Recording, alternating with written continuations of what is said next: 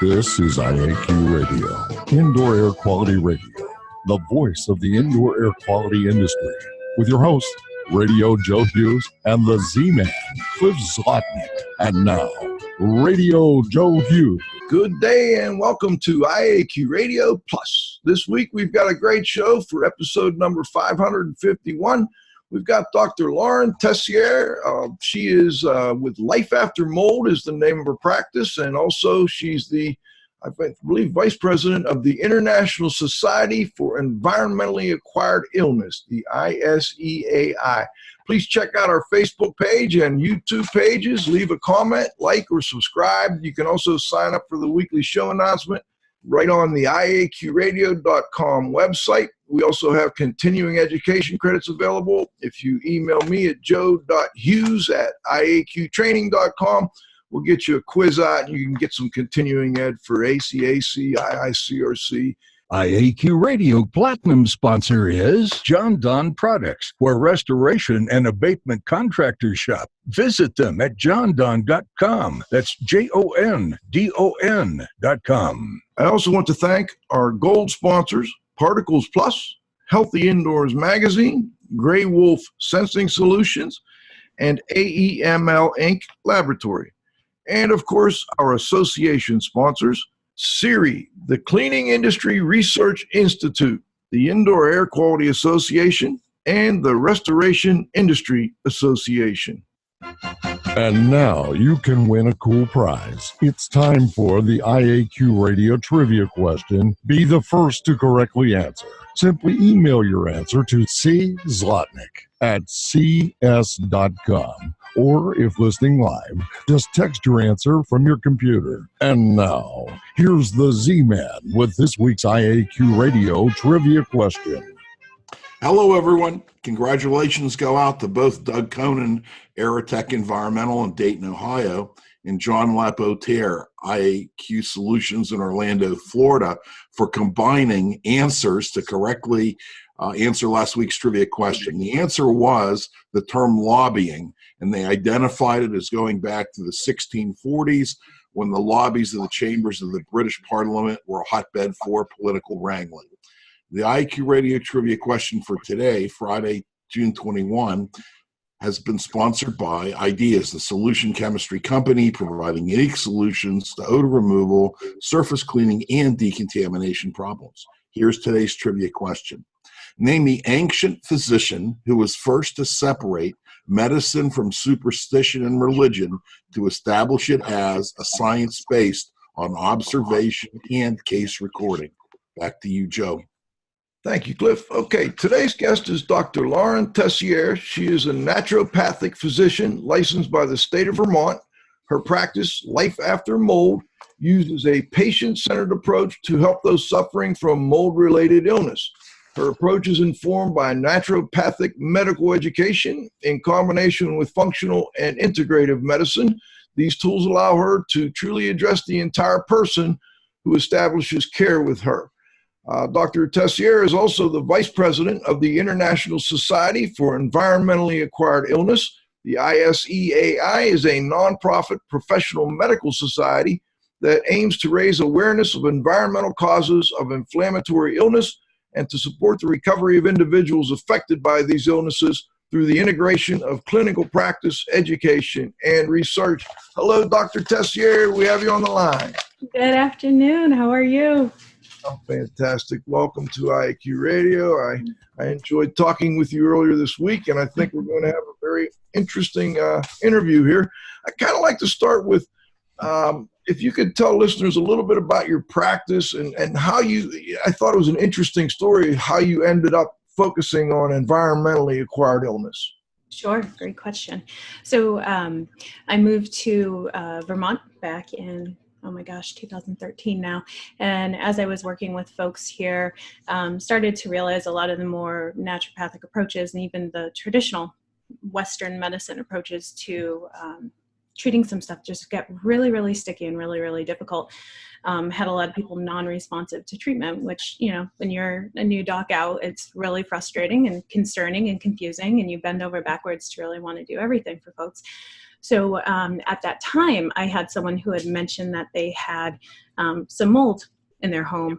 And after that, it kind of just opened up the floodgates of digging into education revolving around mold and just learning as much as I possibly could. So now here we are 6 years later, and mold is all that I do. So, well, more than mold, but it's kind of the bigger picture of what I do.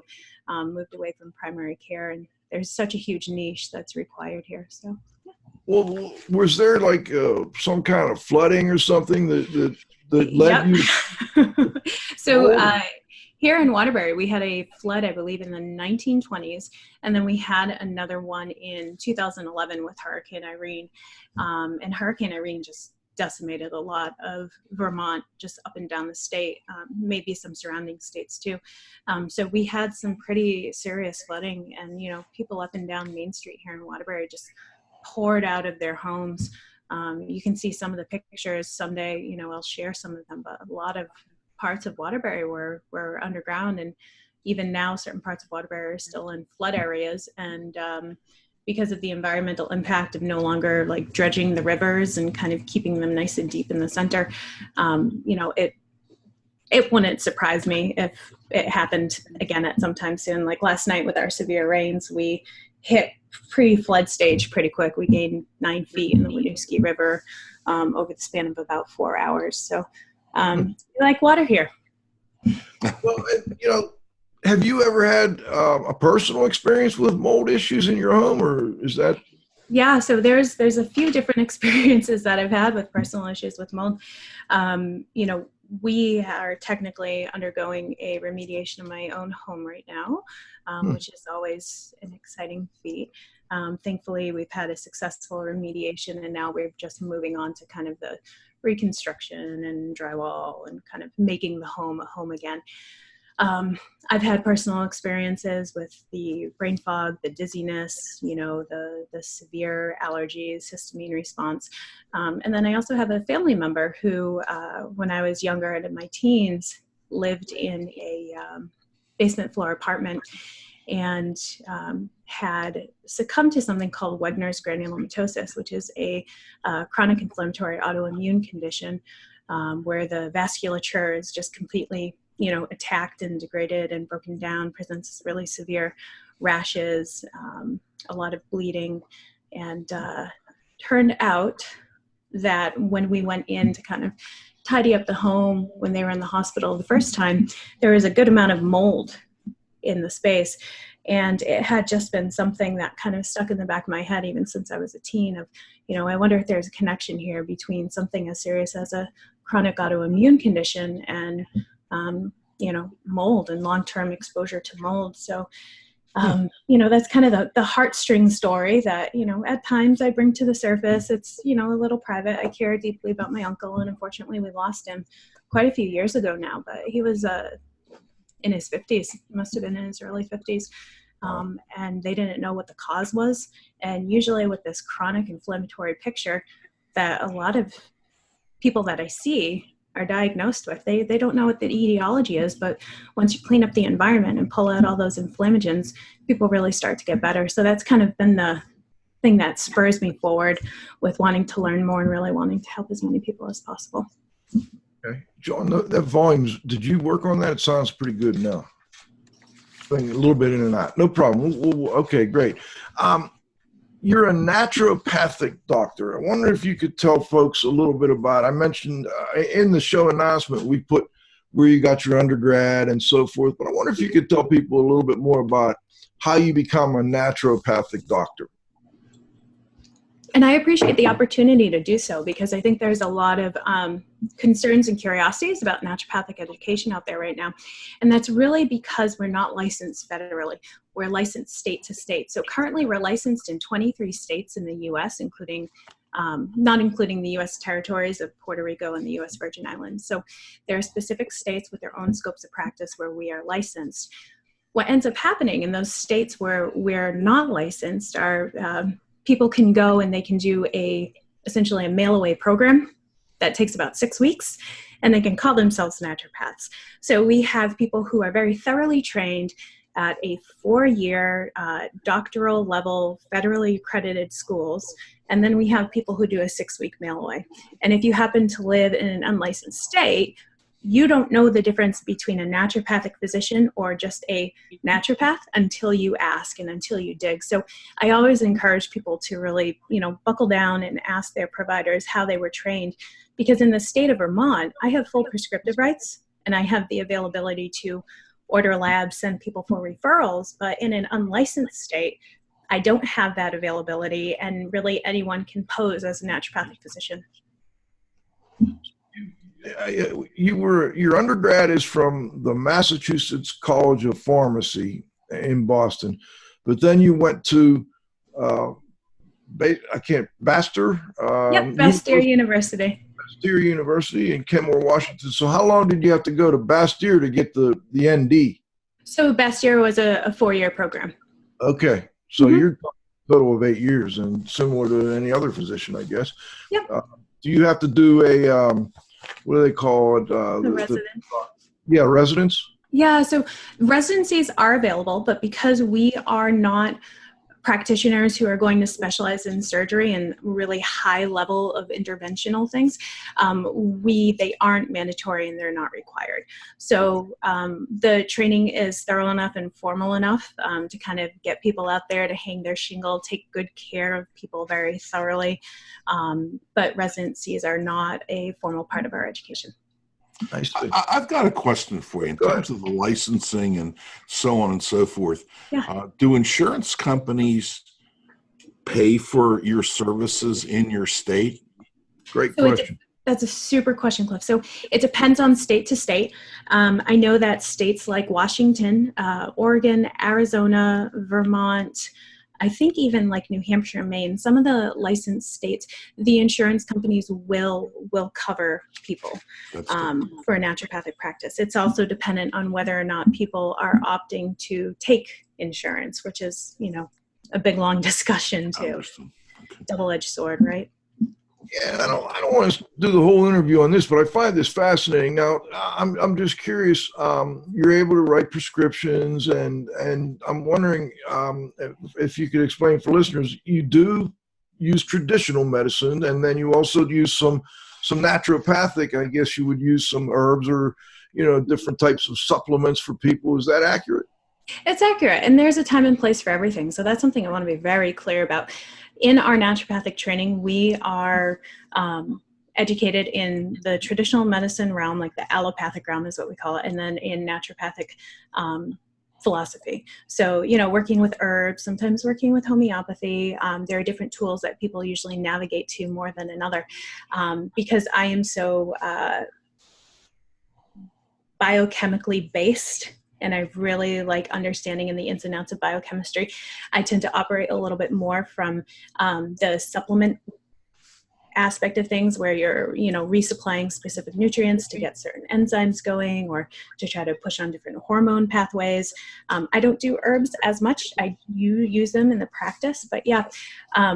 But as I was saying, there's a time and place for everything. So I think that that's the important misconception that people have about naturopaths. I think people just assume that we just do herbs and we just do homeopathy and that's it. But the reality is we understand the different interventions and the different approaches that need to be considered in a case. Well, and I think many medications come from natural sources, don't they? They do. A lot of the medications out there, even including like mold and mycotoxins, right? A lot of those isolates are turned into pharmaceuticals. So I think the big thing that sets it apart is that when you're working with herbal medicine, there's a certain synergy of using the whole plant. So not only do you have like the one thing that might help lower cholesterol, but then perhaps you have some antioxidants in the plants and other things that have a synergistic effect. Interesting. All right, let's move on a little more to the mold topic. I know that I know you're aware we've had Dr. Shoemaker on the show many times. He coined the term chronic inflammatory response syndrome, CIRS, and our listeners are very familiar with his protocol. And as I understand it, you give him a great deal of credit for the work he's done over the years, and you follow some of his protocol. You have, however, your own twist on how you treat people that may have been exposed to water-damaged buildings. I wonder if you could tell listeners a little bit about how you diagnose patients and maybe how it's a little different from the traditional shoemaker physician might diagnose patients.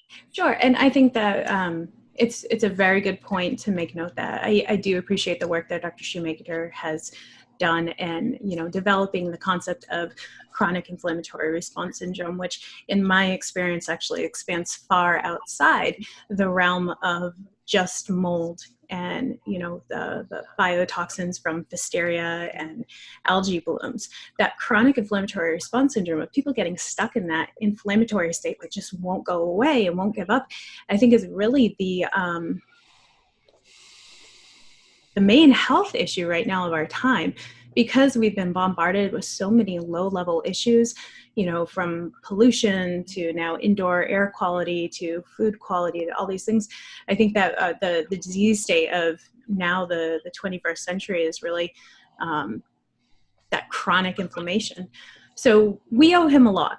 And in a lot of my clients who were coming in, at first, the first thing I was doing was ruling out chronic inflammatory response syndrome. And as you know, those labs are very expensive, and a lot of those lab parameters do overlap with quite a few other disease states. So it's very important to do the workup and the rule out. But what I found was there were a lot of people who are still just coming in with other issues regarding mold that weren't that worst case scenario of CIRS. So in my work with people, I've learned to really rule out the low-hanging fruit, because I find that it is more prudent with regards to time and more prudent with regards to financing. So when I work with people, I'm taking into consideration, is this a frank mycotoxicosis? So are they having a toxic picture from the mycotoxins? Is it a frank allergy to mold? Is it a true infection of a fungus? Or is it CIRS, which can unfortunately overlap with all of those. Mm-hmm. But, so I do a low-hanging fruit first pass usually with folks. And so, mycotoxicosis is usually the first thing that I work with for folks, see how they do after that, and then kind of double back and see if there still needs to be some clinical improvement with how they're feeling. Then we really dig a little bit deeper with regards to, is there an infection there? Is there a colonization? Address that. If we're still not better, then really start considering CIRS. And this all goes hand in hand too with what else is happening in their body. Are they a diabetic? Do we need to worry about that? Do they have chronic Lyme? Do they have chronic Epstein-Barr virus? So it's a very multi-pronged approach that I take a lot of careful consideration for. And I also make sure that I allow the patient to inform the case too. Patients have a lot to give when it comes to giving feedback about their body, how they're feeling, and physicians really need to work to listen to that. And even from the IAQ realm, our IEPs also need to learn to really honor that and understand that if someone says they're sick or they're lightheaded when they walk into a space, we need to hear that and we need to figure out what's going on there. When you mentioned mycotoxicosis a few times, I wonder if you could kind of break down what that is and how that may be different from CIRS. It sounded to me like that's a separate, although they could overlap, like you said, but oftentimes that may be a separate condition. Right. So that's another great question. So with any type of toxic exposure, the body's going to have a certain buildup, and it's going to hit its kind of point of disease expression. You'd call it a point of no return. We can fill our cup only so much with exposure after exposure after exposure, and after a certain part, we kind of just start to spit out symptoms. So with mycotoxicosis, what I tend to see is a lot more neurological components first, brain fog, fatigue, dizziness, photophobia, so light sensitivity. And working with mycotoxins from a toxic perspective is making sure that you remember that they are VOCs. They are volatile organic compounds. So you treat them almost similarly to almost any other VOC exposure. So, you know, we know if we're around too much benzene in an environment, we're going to get benzene toxic. If we're around too much, you know, gasoline or some of these things, your body can go toxic. If you're around too much lead, you go toxic. So you hit this point where your body starts expressing it. So the major goal with addressing mycotoxicoses, like any other toxic issue, is to get the body to detox and get the body to push out the mycotoxins from the system. And I guess to some degree, it's getting the body to respond naturally. I mean, isn't that what we would do normally, naturally, if we weren't, maybe you mentioned some of these other issues that people have, diabetes, etc. Am I understanding that right? Yeah, I mean, the body's defense mechanism is to detox, right? We have lots of different systems in our body that we detox through. We have our skin, we have our lungs, our breath, we have our kidneys, we have our liver, we have our GI tract. So there are plenty of people, though, when they go toxic, they start to shut down the very things that your body depends on to detox. So a perfect example here is that mycotoxins degrade glutathione. They actually, which is an antioxidant that's required for detoxification in the body. So there's this feed-forward mechanism with mycotoxins where they almost protect themselves from being detoxified. And that's just one way that they do it. There's quite a few other ways, including something called NRF2, if anyone wants to go nerd out and read up on some stuff.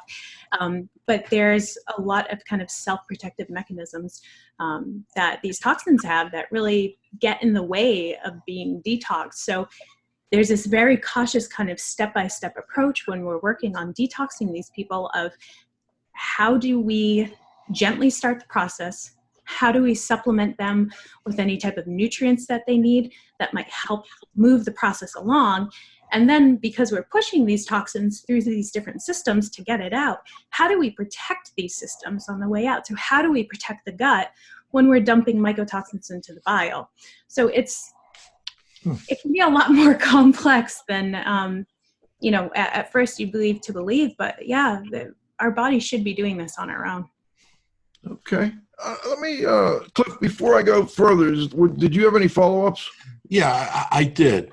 Lauren, where's the best information on this? Is this practiced at a higher level in Europe? Is this practiced at a higher level in Asia? Is this practiced at a higher level in the United States? You know, where's the world leader, you know, for this information? Where are they at? That's a really good question. There's a lot of phenomenal medicine being practiced in Germany and Sweden right now, for sure. They have a very, very large scope and a lot of availability to treat things more in depth, and they're allowed to do a little bit more research with less, I don't want to say less stringent regulation, but more open-minded approaches. Maybe Here more in the flexible regulation? What was that? Maybe more flexible regulation? Maybe more flexible regulation is the idea. I think that there's more of a warmer welcome to thinking outside the box in medicine in those countries. You know, here in the US, we do have some really phenomenal practitioners that are kind of scattered all over the country. When it comes to one person in particular who's really leading the way, that's really, really hard to pin down. Because we each bring something different to the table. For instance, Jeanette Hope, she's based out of California. She was one of the first people that I really got started on the glutathione mycotoxin realm with. Dr. Jim Brewer. He's another person that's done a lot of work with fungal colonization and antifungals, you know, and then we have Mary Ackerley, who's doing a great amount of Marcon's work, brain MRIs, and the psychiatric implications of mold. So there's quite a few of us kind of spread out, and that's really why ICI was formed, was because there's no real one answer out there, especially in these really complex cases. So we're working on coming together and bringing the greatest minds together, so that way we can really work to put together a training program for IEPs and other clinicians who are interested in expanding their knowledge.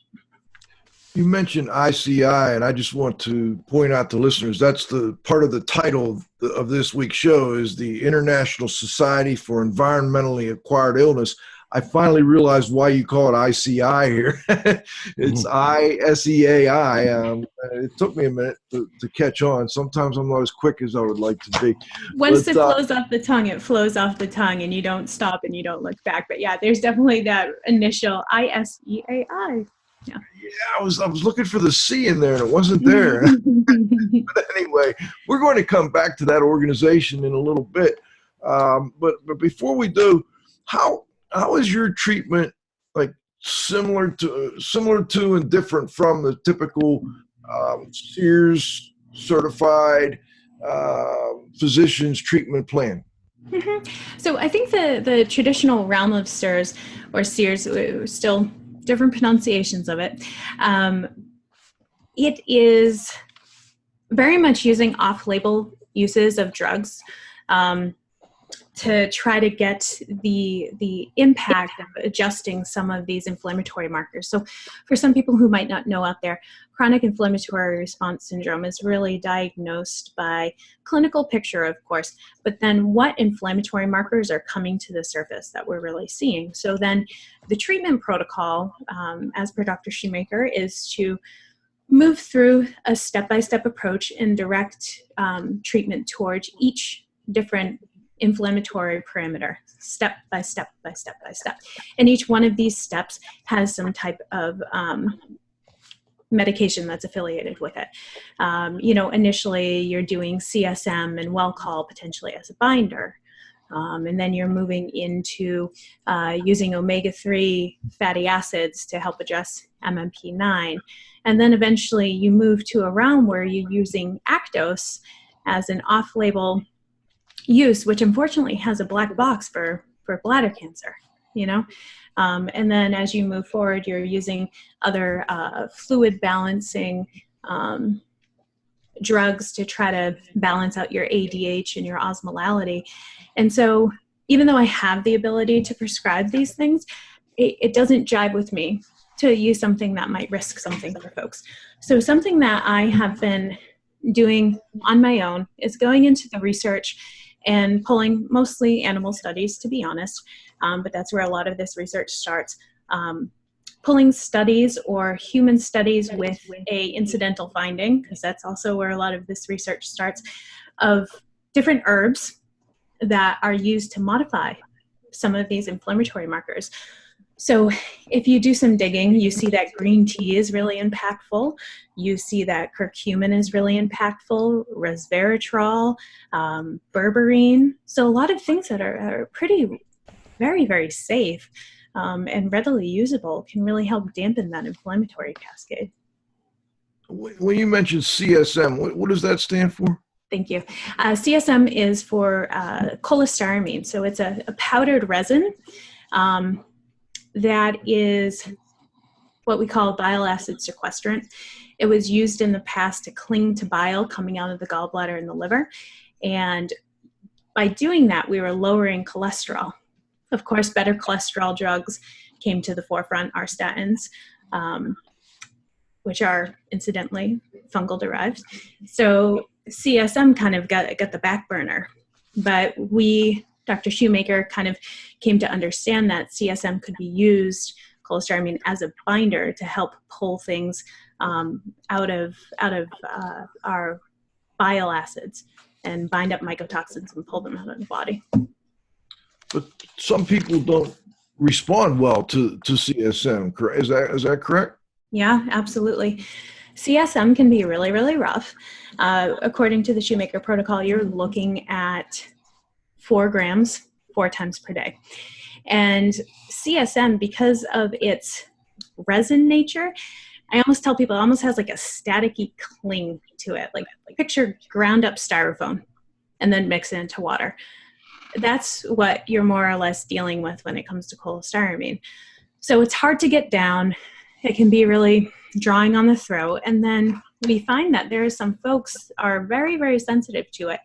And, from the shoemaker protocol standpoint, we usually see constipation. We think of constipation as a side effect, but because CSM doesn't leave the gut, it stays in the gut, it doesn't go into the bloodstream, how could it be causing these, big, nasty reactions? And the reality is it does. And the reality is CSM is not for everyone.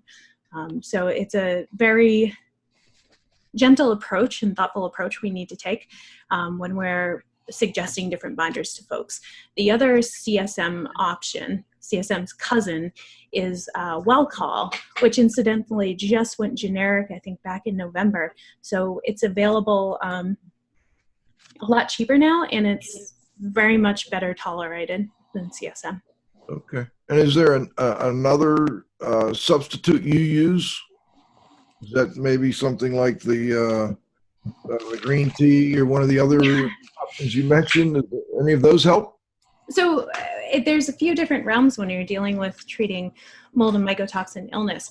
You need a binder, something that's going to pass the area of the gut where the liver and the gallbladder empty out, because that's where we dump a lot of our toxins.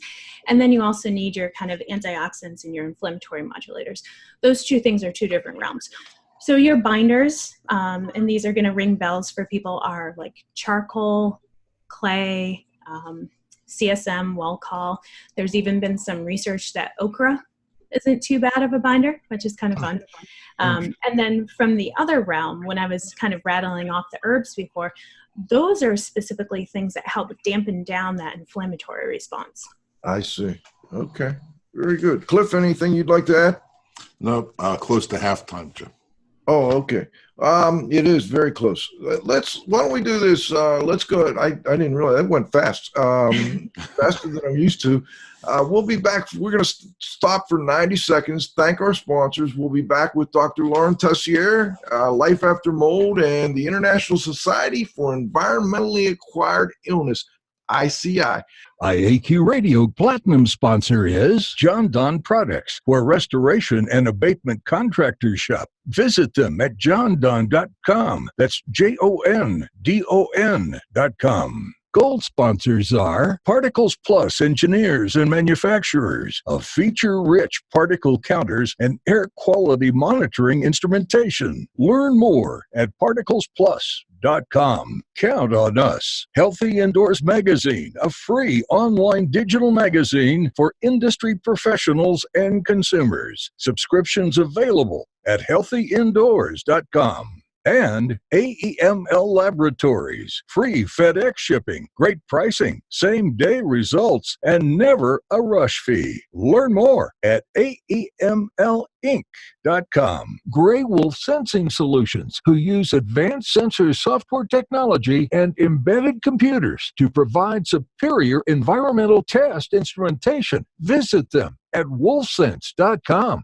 Association sponsors are the Indoor Air Quality Association, a multidisciplinary organization dedicated to promoting the exchange of indoor environmental information through education and research. Learn more at IAQA.org. And RIA, the Restoration Industry Association, the granddaddy of the restoration industry. Network with leaders. Learn more at restorationindustry.org. CIRI, the Cleaning Industry Research Institute. See more deeply through science and research. Learn more at ciriscience.org. That's CIRI science.org. Okay, we're back for the second half of our interview with Dr. Lauren Tessier. What I'd like to do, Doctor, is the start of this second half, I want to talk a little bit about the role of IEPs, indoor environmental professionals. You mentioned that the ICI was interested in working with the IEPs, and we'll talk more about that later. But let's start first with your take on IEPs. What do you recommend to your patients to find a good indoor environmental professional to help with assessing the condition in their home? That is another great question.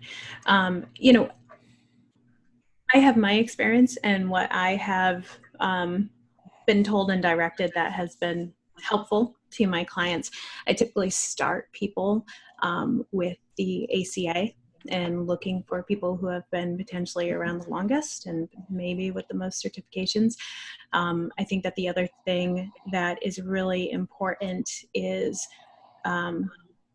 reminding patients that if you find an IEP who will actually talk to you for, 5 minutes before getting you scheduled, and will help kind of answer your questions and help understand if they are a good fit for you and vice versa, that's probably a good sign.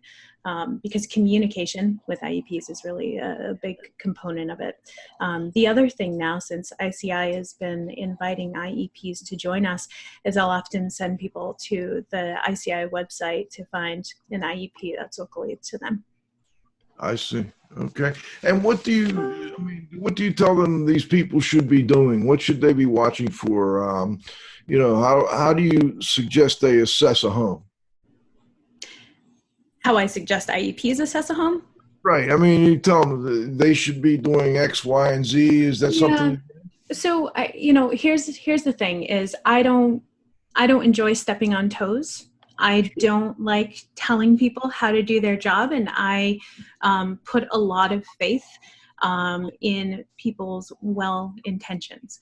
With that being said, I do direct my clients to ask the IEP if they bring, the simple tools, a particle counter, a hygrometer, a thermal cam. And what was that? Moisture meters. Moisture meters. Yeah, Right. And they do a really kind of thorough investigation. I tell people if someone comes in and they do a visual inspection and they say, oh, there's no water staining, smells fine, you're all set. That doesn't suffice. That doesn't suffice by any means. Because as you know, you can have in-wall issues. Mycotoxins are small enough to diffuse through the drywall. A sweating pipe in between two pieces of drywall can wreak havoc and cause lots of issues.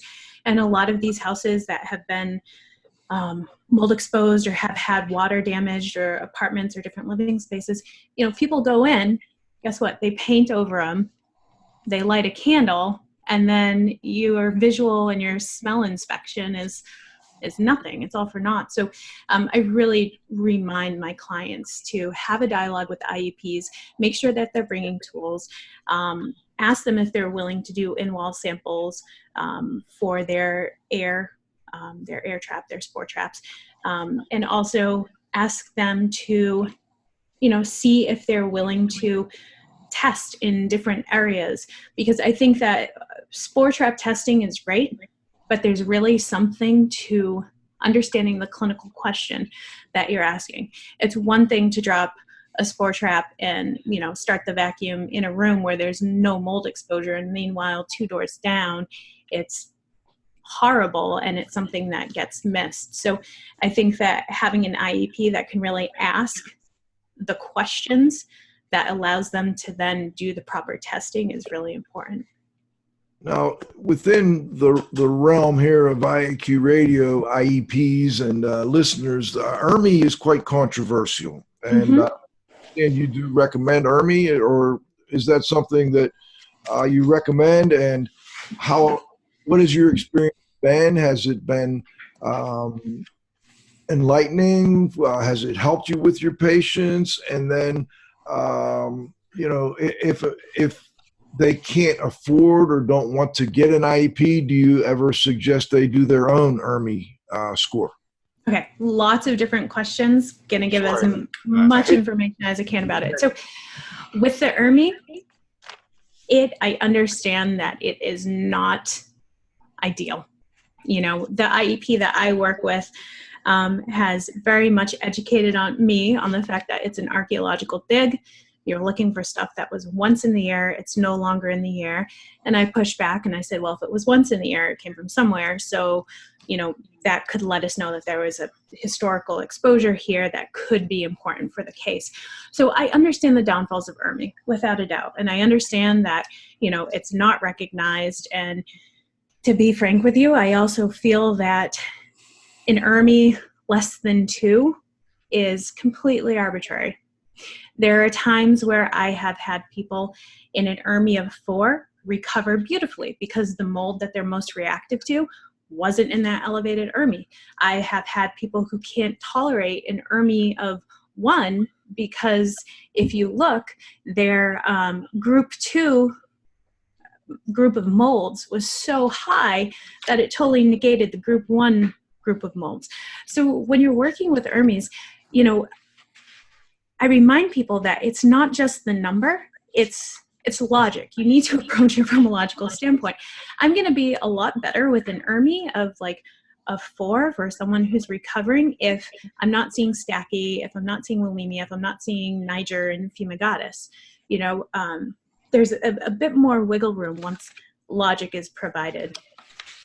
Okay, I like that. It's an interesting take on it, and I'm not saying practitioners don't use PCR. They don't.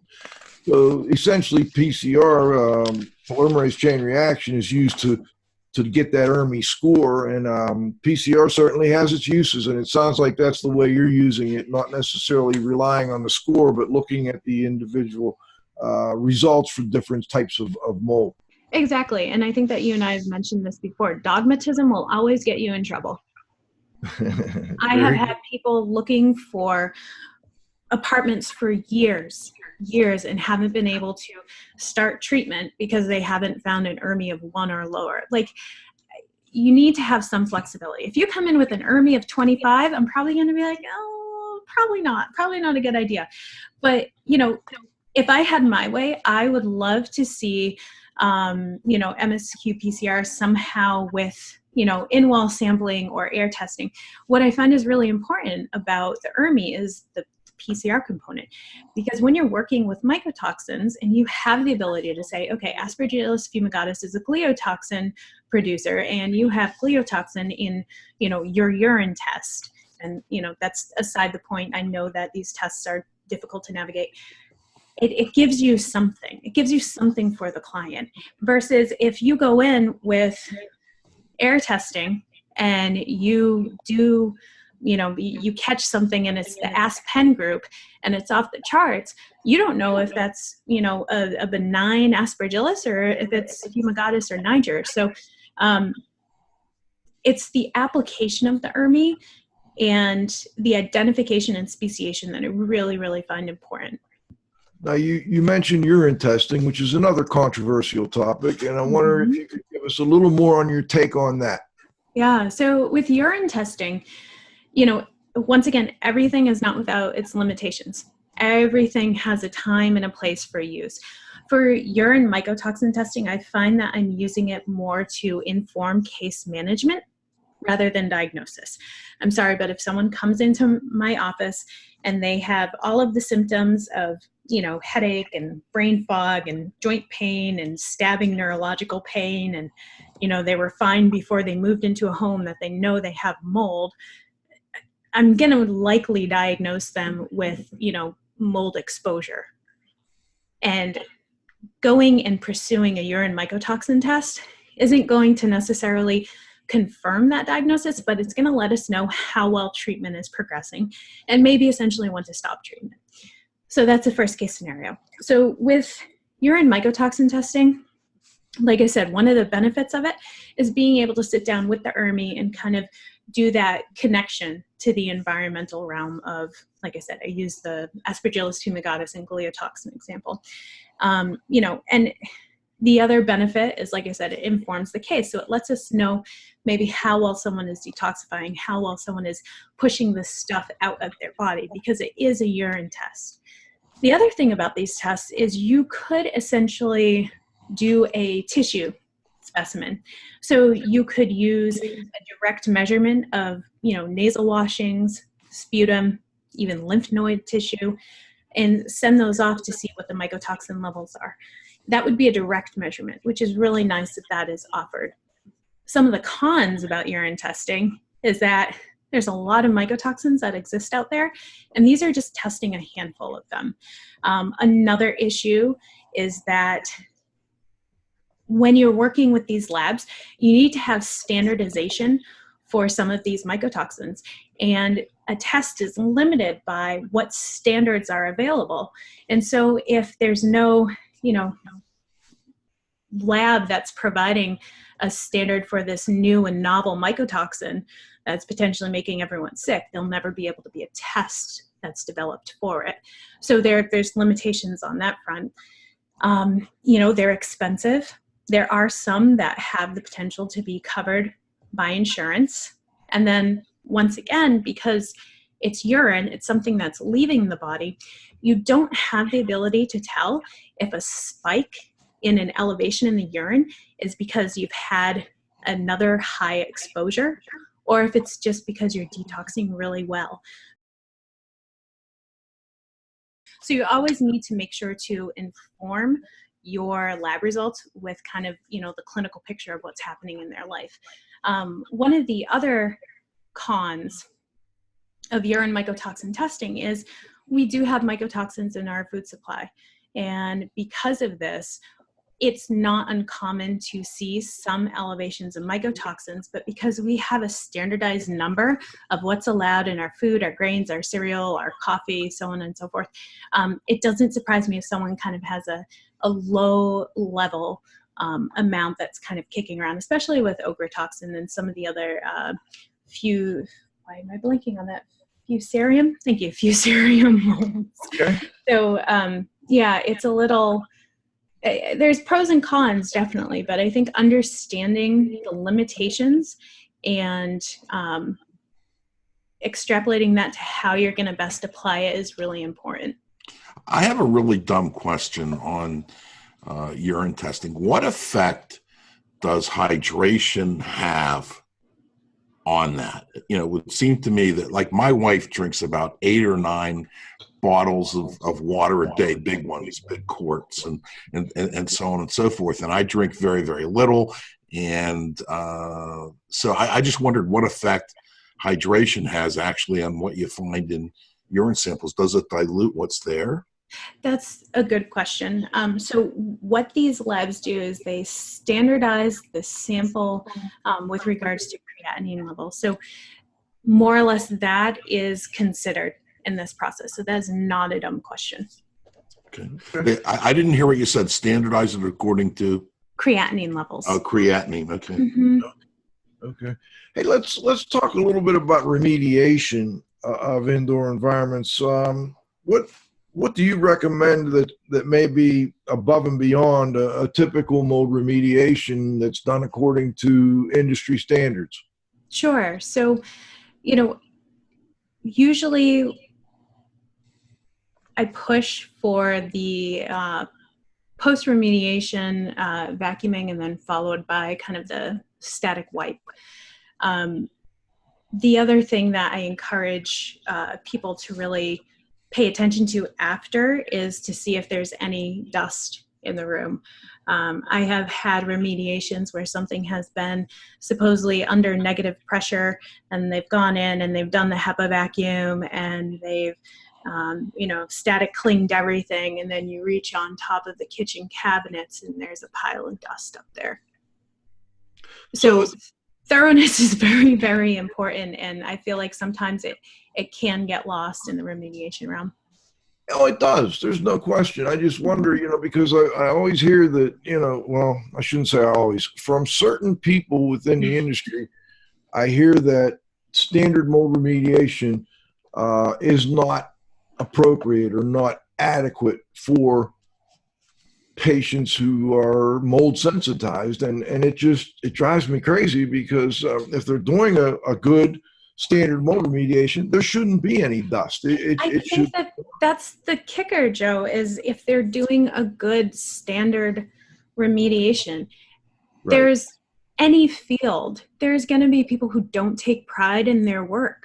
And I'm not saying that is any of your listeners by any means, but there's going to be physicians that don't care, there are people who aren't committed to their jobs and aren't committed to outcome. And that's really where I see a lot of failed remediation.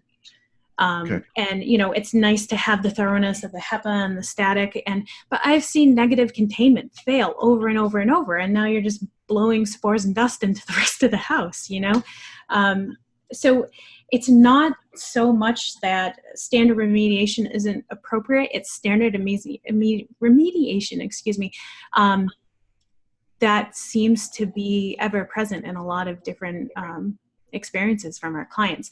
The other thing with standard remediation is, there needs to be some dialogue with these folks about what they think they can and can't tolerate.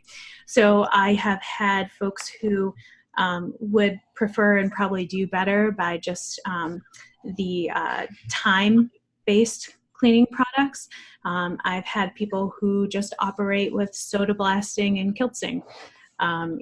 There are definitely fallouts after the fact of being dosed with mycotoxins where people become chemically sensitive. So having a remediation company that has a few different options for remediating can also be helpful for these folks. I know this is something that Cliff is interested in. He used to manufacture antimicrobials. Do you recommend that? It sounds like time is one of the things that you are okay with. Are there any products that you find the very mold sensitive shouldn't be used? I think that's outside my realm, and I'm really willing to admit that for you guys, for sure. That is the best answer I can possibly. That's perfect. Go ahead, Cliff. As a medical professional, there's one question that you need to ask with time-related products. And it's going to sound crazy to you. However, it's a very important question. And the question is, are you allergic to novocaine? Okay. If you are allergic to novocaine, you are allergic to time-related products. And, it's just important. And I think whether it's synthesized time-related product or natural time-related product, chemically, they're the same. Right. So you're going to have, but that's a very important question that I think needs to be asked. I appreciate that, and that is not crazy. I think a lot of people out there are very excited about essential oils and how it's natural, so it must be safe. And this is coming from a naturopath. Right. The reality is these things have terpenoids and terpenes and all of these triple bonds that sensitize people, Absolutely. Right. Yeah. So thank you for that. I will start to ask people that. Actually, we didn't initially make a product that was time-based because we actually had employees that were allergic to it. So it's like anything else. I think there's a place for it, and as you said, there are other things that are in it, and I think what happens is people tend to overlook it. And this whole word botanical, I think, it's just like kind of way overused. I agree. I think safety is always a first, The one thing I don't want people doing is going in and self-remediating. I don't want people self-remediating. I want people to be able to pay a professional to keep them safe and to do it correctly. And when people self-remediate, people have a tendency to just want to throw bleach on it or be done, and that's one of the worst things that you can frankly do when you're dealing with someone who's chemically sensitive, I don't disagree. And I actually think from a remediation standpoint that HEPA vacuuming is way, way overused and way, way over recommended. I think you can remove a lot more. There's a static attraction, particularly in ductwork. Of particulate. You could put all kinds of vacuum on it. You can brush it as much as you want. You look at the ductwork, after it's been cleaned. Just some particulate has a static attraction. Yeah. It's like your car. If you've ever gone to one of these quarter car washes, you can spray it all you want, and it still requires some sort of brush in order to break that surface tension that holds the particulate onto the surface. I think most people would be better off. I think a damp wipe would be much, much better. And, now they have, different types of wiping, dry wiping materials that, that are outstanding. But the key is you need flat pressure on the wall, and generally our hand's not flat. So it's a good idea to place it over a block of wood or something that has a flat surface. And, I think they'd be much, much better spraying whatever, detergent and water on the wall and squeegeeing it off, I think would be much, much better than HEPA vacuuming in a lot of these situations. See, this is a dialogue that people need to hear and people need to have, including physicians. Like, this is something that I am appreciative of this very, very much. And this is something that I would love to see you guys over at ISEAI, Right. you know, given suggestions and sharing knowledge. Because, you know, if, once again, this is dogmatism. If you're not willing to learn and expand what your knowledge base is based off of what other people have to share and other people's best opinion and evidence, you're not going to do a service to anyone. So I really appreciate you highlighting that in probably a very unintentional way, but you know, this is the dialogue that we need to have between clinicians and IEPs. We're hungry for it. And I think both groups would really benefit, A, in business, but also in B, in helping our clients. Hey, Joe, I think we're going to put her in touch with Dave Mason, I think. Yeah, that's a good idea. And we'll Dave's right up your alley. But before we wrap this up, why don't we talk a little bit about ISEAI, the International Society for Environmentally Acquired Illness. Tell us a little bit about why ISEAI became, how long it's been around and why it was founded, and then maybe a little bit about your role there. Sure. So ISEAI was started because there was a niche that was really recognized that needed to be filled. There were doctors from the environmental medicine realm who really just realized that there were certain things that weren't being adjusted appropriately because the tools weren't really widely known and put into practice. So a handful of docs, our forerunners in this realm, got together in the beginning and started ISEAI. And those folks were Dr. Mary Ackerley, Sonia Rappaport, Scott McMahon, Keith Bernstead, and Richard Shoemaker. And so, as time passed, people came and go and things went in flux. But ultimately, ISEAI has stayed. And as a group, we're really focusing on bringing together, like-minded individuals, and really with a cornerstone of respect. That's really one of our biggest parts of our mission statement is like-minded people who are warm and respectful, because that is really something that allows an organization to thrive. And so with that kind of as our core, we then really work together, IEPs and clinicians alike, and with that crossover, to really share information about, what we've seen clinically or what we've seen in the field that has been helpful, or, hey, this is a really interesting case. What is your suggestion? What would you take action on here? So we have about currently 218 members, and we have about 150 affiliate members. Full members and diplomate members, that first group, are people who have been in the field for quite some time and who have really studied and offer some evidence of continuing and active involvement in the realm of environmentally acquired illness. And then the diplomats are typically clinicians who have had some type of advanced certification, or maybe about 3 years clinical experience in addition to that. And then we have our affiliates. And our affiliate members are people whose business or organizations or associations provide products and services that can help clients in the field of the environmentally acquired realm. So that's how we currently have our membership structure set up.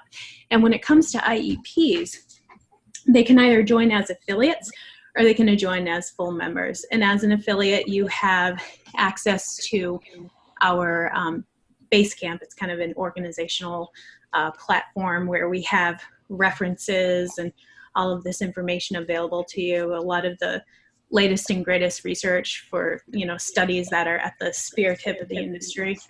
And then for people who decide to be full members, we have a listserv. And I really feel like that's where the magic of ICI is, because that's where we have clinicians and IEPs dialoguing and talking about their cases, getting information, what the heck do I do? How to identify a low dose exposure?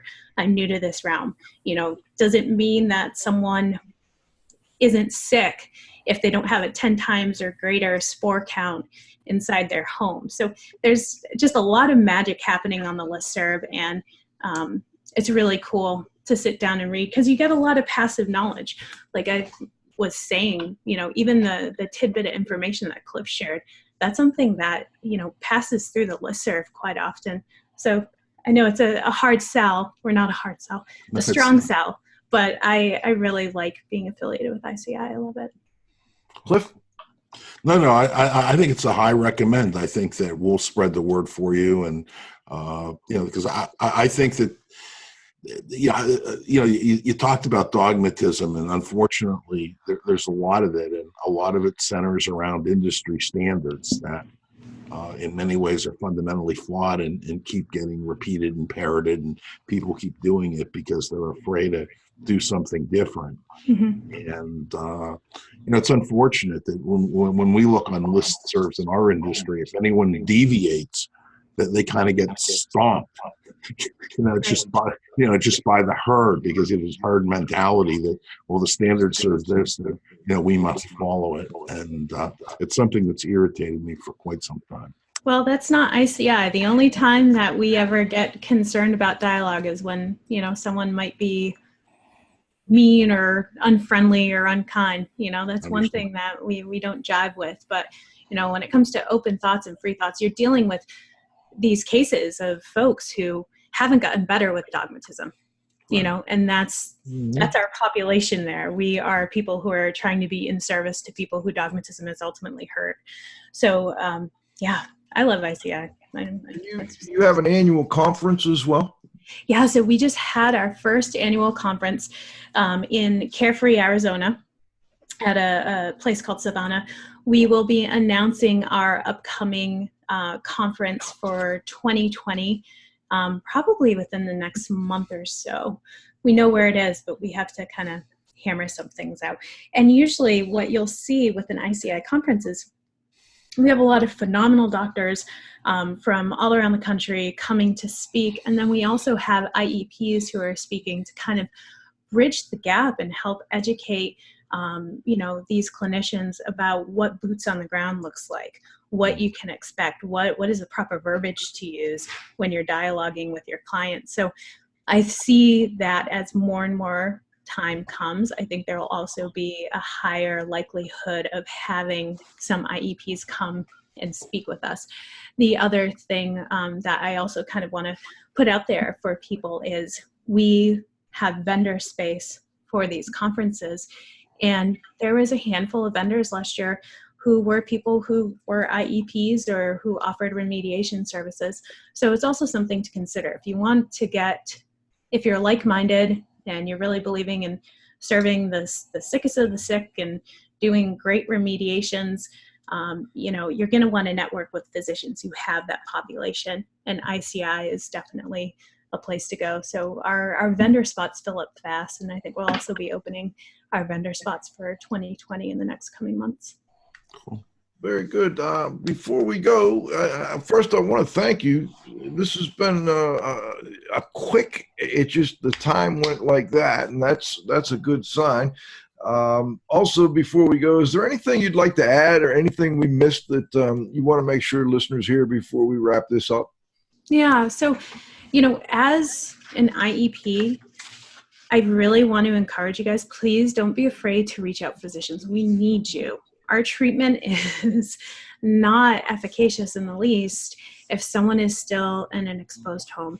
And if you're someone who feels that you are very thorough in how you diagnose a home, and you're thorough in your creation of your remediation plan, and if you're a remediation company and you feel that you are thorough as a remediator and you've had a great outcome, reach out to physicians. Go to ICI.org, pull up the physician panel, look for some physicians that are nearby you, and give them a call. Tell them you found them on there and open up that dialogue, because we need you.